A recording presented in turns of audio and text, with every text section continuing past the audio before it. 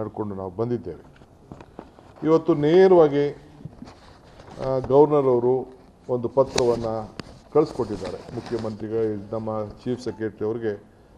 ಈ ರೀತಿ ನಾವು ಪರ್ಮಿಷನನ್ನು ನಾವು ಕೊಟ್ಟಿದ್ದೇವೆ ಅಂಥೇಳಿ ಕಳಿಸ್ಕೊಟ್ಟಿದ್ದಾರೆ.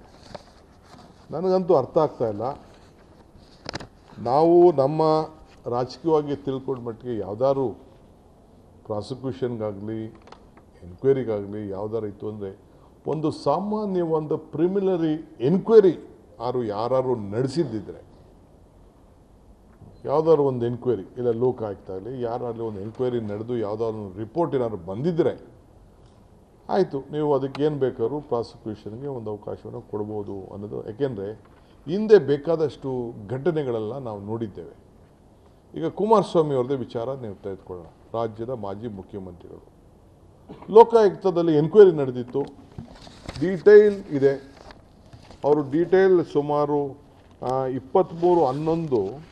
23/11/23 ಲೋಕಾಯುಕ್ತವರೇ excellency the governor of Karnataka ರಾಜ್ಭವನ್ಗೆ request of issue of prosecution sanction order in number 16 crime number 16/2014 420 465 468 409 120B 511 IPC 186 113 ಅಂತೇಳಿ PC Act 1988 and 21 and 23 of MMLD Act 1957 ST Lokayukta ಅಂತೇಳಿ ಅವರು ಸಬ್ಜೆಕ್ಟ್ ಮಾಡಿ the special investigation team Karnataka Lokayukta was constituted DPR so and so dated 24/1/2004 to investigate the case of illegal iron ore mining sanctioned in Karnataka Lokayukta report 22/11/2013 and 6/6/2013. In this regard, investigation officer of the SIT,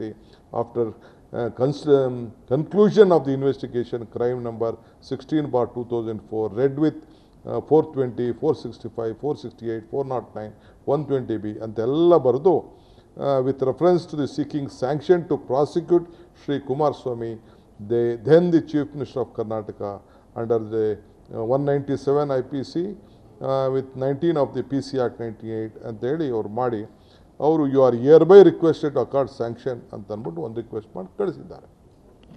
ಅದಲ್ಲದೆ ಒಂದು ಮಾಜಿ ಮುಖ್ಯಮಂತ್ರಿಗಳು, ಇನ್ನೊಂದು ಜನಾರ್ದನ್ ರೆಡ್ಡಿ ಅವ್ರದ್ದು ಇದೇ ರೀತಿ 13/5/2024 ಕಳಿಸ್ಕೊಟ್ಟಿದ್ದಾರೆ. ಇನ್ನೊಂದು ಭೀಮಪ್ಪ ಗುಂಡಪ್ಪ ಸಮಾಜ ಸೇವಕರು ಶಶಿಕಲಾ ಜೊಲ್ಲೆ ಅವ್ರ ಮೇಲೆ 9/12/21 ಅದು ಕೂಡ ತನಿಖೆ ಮಾಡಿಬಿಟ್ಟು ಅದಕ್ಕೂ ಕೂಡ ಪ್ರಾಸಿಕ್ಯೂಟ್ ಪರ್ಮಿಷನ್ ಕೊಡಬೇಕು ಅಂತ ಅದು ಕೂಡ ಒಂದು ಕಳಿಸ್ಕೊಟ್ಟಿದ್ದಾರೆ. ಅದಲ್ಲದೆ ನಿರಾಣಿ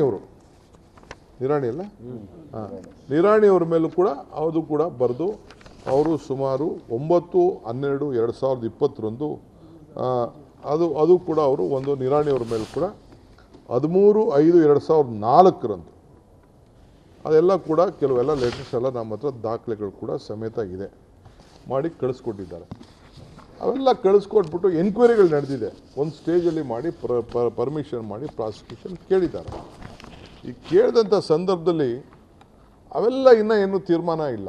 ನಾನು ಕ್ಯಾಬಿನೆಟ್ ಪ್ರೆಸ್ ಕಾನ್ಫರೆನ್ಸ್ ಹೇಳ್ದಂಗೆ ಒಂದೇ ದಿನ ವಿತಿನ್ 24 hours ಒಂದು ಲೆಟರ್ ಬರ್ತದೆ. ಇಮಿಡಿಯೇಟಾಗಿ ಗವರ್ನರ್ ಸಾಹೇಬರು ಮುಖ್ಯಮಂತ್ರಿಗಳಿಗೆ ನೀವು ಇದಕ್ಕೆ ಉತ್ತರ ಕೊಡಿ ಅಂತ ಕೇಳ್ತಾರೆ, ಶೋಕಾಸ್ ನೋಟಿಸ್ ಕೇಳ್ತಾರೆ. ನಾವು ಅದಕ್ಕೆ ಹೇಳಿದ್ದೇವೆ, ಯು ಕಾಂಟ್ ವಿತಿನ್ 24 hours 200 ಪೇಜೋ 150 ಪೇಜೋ ಇದೆ, ಏಕಾಏಕಿ ನೀವು 24 ಅವರ್ಸಲ್ಲಿ ಬರೋಕ್ಕಿಂತ ಮುಂಚಿತವಾಗೆ ನೀವು ಲೆಟರ್ ರೆಡಿ ಮಾಡೋಕ್ಕಾಗಲ್ಲ.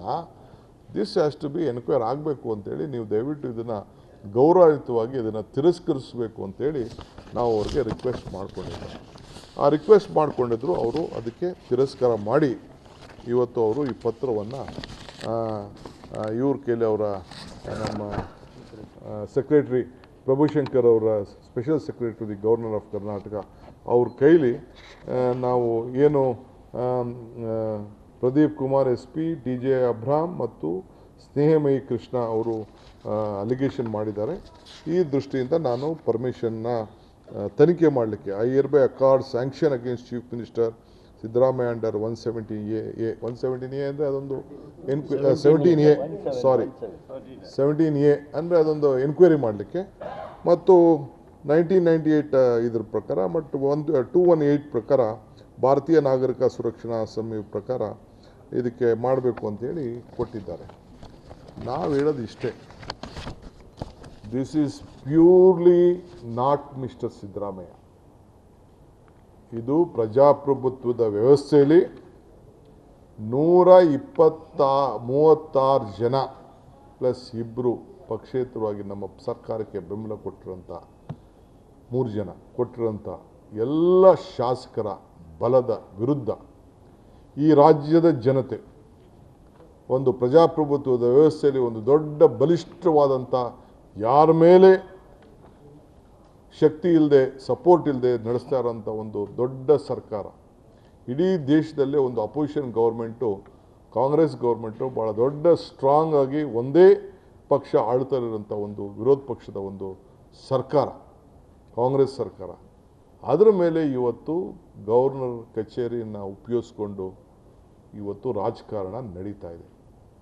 ಏನು ಪ್ರಹ್ಲಾದ್ ಜೋಶಿಯವರು ಮತ್ತು ಮಾಜಿ ಮುಖ್ಯಮಂತ್ರಿಗಳಂಥ ಕುಮಾರಸ್ವಾಮಿ ಅವರು ಈ ಸರ್ಕಾರವನ್ನು ಅಸ್ಥಿರ ಮಾಡ್ತೇವೆ, 8 ತಿಂಗಳಲ್ಲೇ ನಾವು ತೆಗಿತೇವೆ ಅಂತ ಹೇಳಿ ಹೊರಟಿ ಸ್ಟೇಟ್ಮೆಂಟ್ ಮಾಡಿದರು. ಇದರ ಪೂರಕವಾಗಿ ಈ ಒಂದು ದೊಡ್ಡ ಷಡ್ಯಂತ್ರ ನಡೀತಾ ಇದೆ.